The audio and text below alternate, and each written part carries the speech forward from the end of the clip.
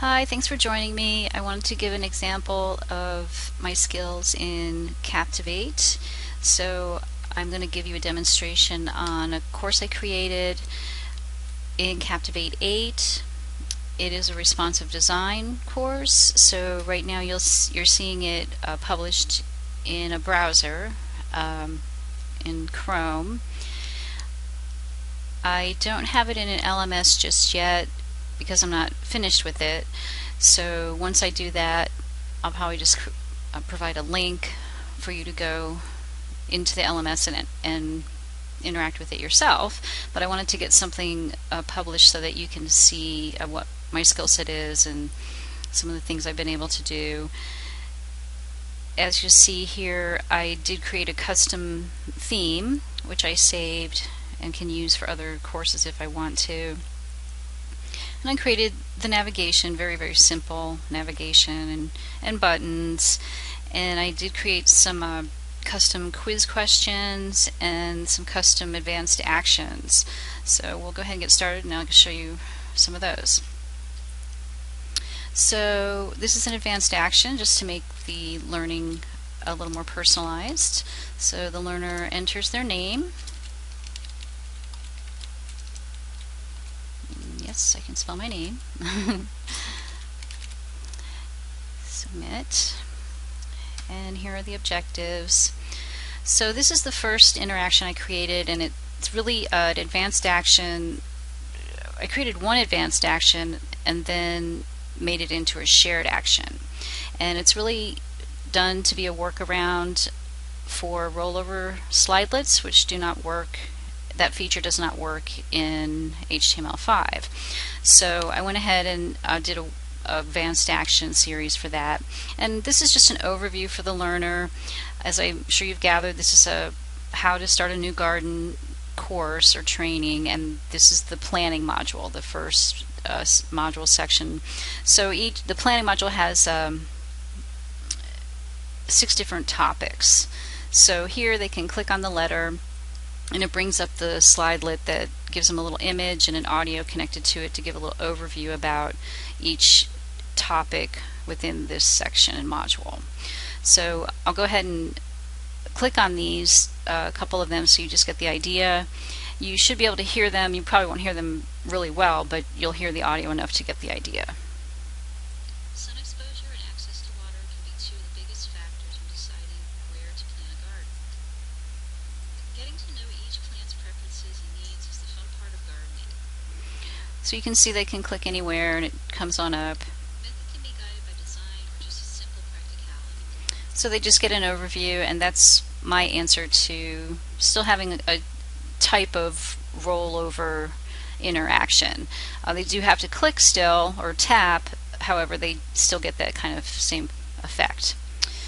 The design for each section will contain some textual content and then an external interaction with the relevant website area for a learning website area. So this is an example here. It shows this is all about sun exposure for your location and how to determine that and what that means.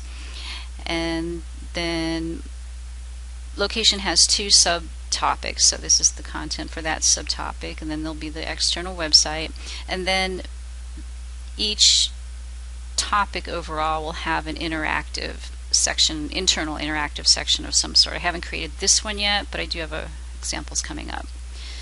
So this is just to show, yes, I can create the normal types of basic questions. I did use the theme for these question slides, so I did have to maneuver things around a bit when you do that. This blue section here is an image. Behind it there is an image, or I will be putting an image in any slides that show this. I've hidden a lot of slides just to save time, and I've only brought the ones up that are relevant for example. So a lot of the question slides are populated. It is actually a course, and this is just for example. So I do like to put images in question slides as well, and that submits. It's correct. Here's a true false with an image. It's correct. This is a fill in the blank.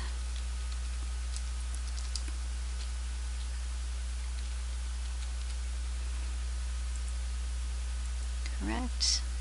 And then this is just to show again the basic design.